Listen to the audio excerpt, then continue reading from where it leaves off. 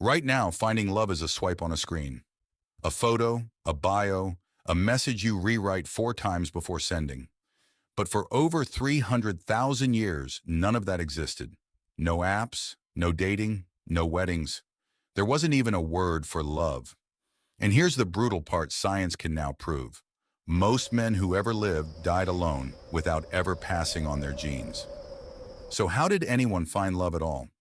Let's start with the most uncomfortable fact, because it changes everything. We can read it directly in your DNA. Your body carries 2 special pieces of genetic code. One, the Y chromosome, is passed only from father to son. The other, mitochondrial DNA, is passed only from mother to child. By comparing how much variety exists in each, geneticists can count, roughly, how many men versus how many women actually became ancestors. And the numbers don't match. Across human history, women became ancestors about twice as often as men. For most of prehistory, roughly 2 women reproduced for every 1 man.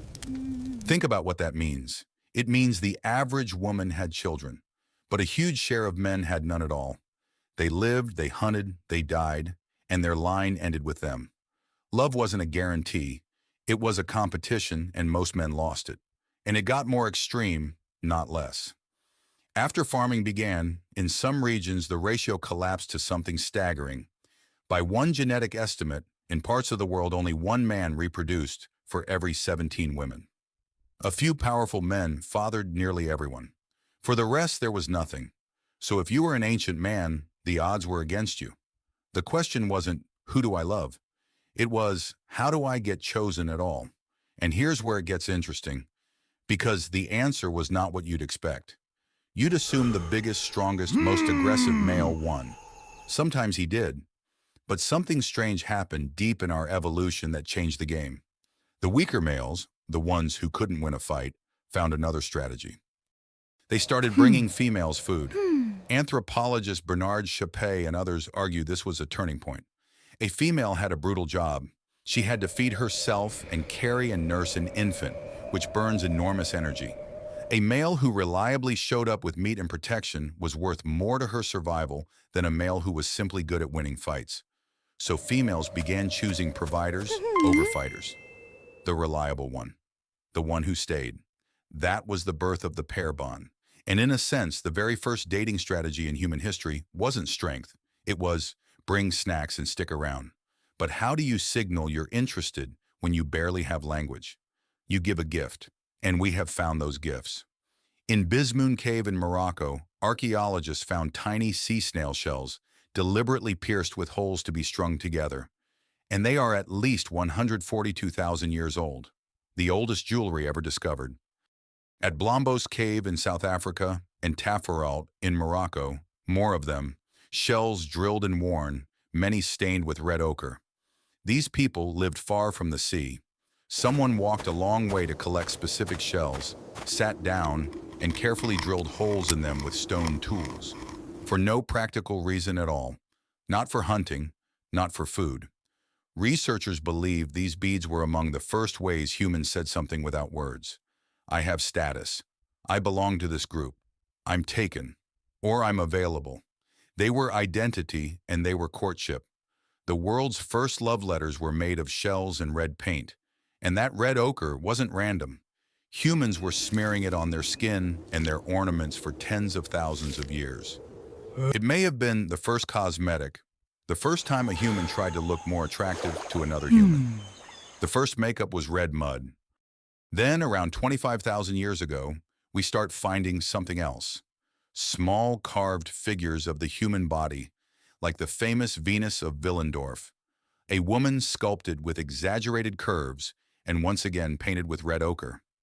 Scholars still argue about her exact meaning: fertility, beauty, survival, a good luck charm.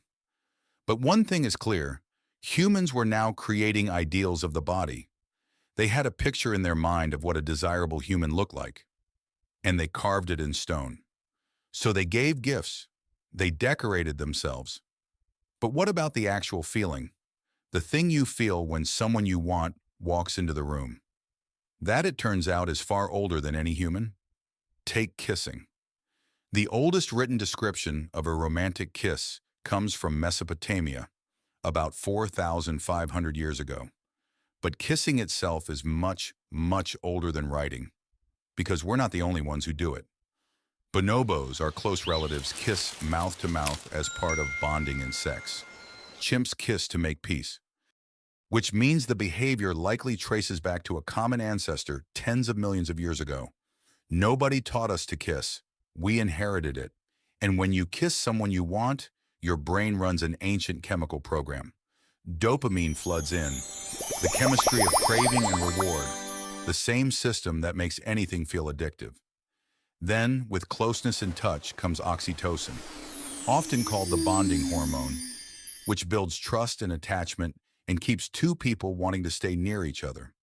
That rush you feel is not modern. It's not romance invented by movies or poetry.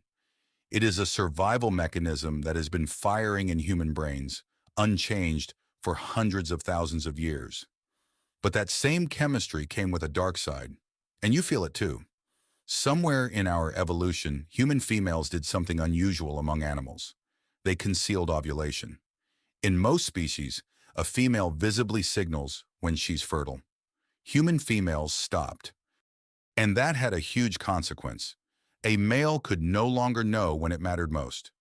So to be sure his mate wasn't with someone else, he had one option. Stay close, all the time. Guard the bond.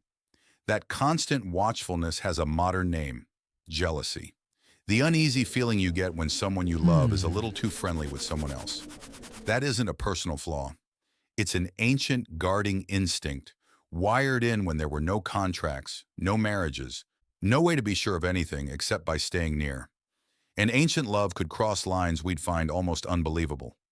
Around 50,000 years ago, as modern humans spread out of Africa, they met another kind of human entirely, the Neanderthals. Shorter, stronger, heavy-browed, a separate species. And they didn't just fight. They had children together. We know because of the most personal evidence possible. If your ancestors left Africa, you are carrying 1 to 4% Neanderthal DNA right now.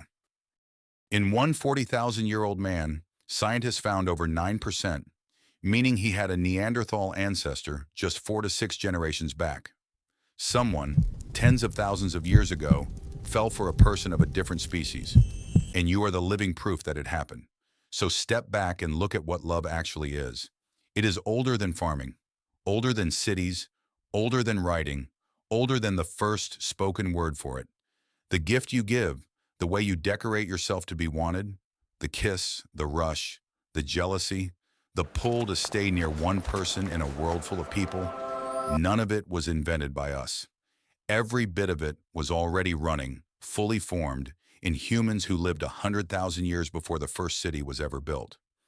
You think falling in love is a modern story? Dinners, messages, songs written about it. But the flutter you feel when someone looks at you a certain way is the exact same chemistry that pulled two people together beside a fire 300,000 years ago. The setting changed. The feeling never did. You didn't invent love. You inherited it from the longest, most unbroken chain of people choosing each other that has ever existed. Every single one of your ancestors, going back millions of years, succeeded at the one thing that was never guaranteed. You are here because, against the odds, they were loved.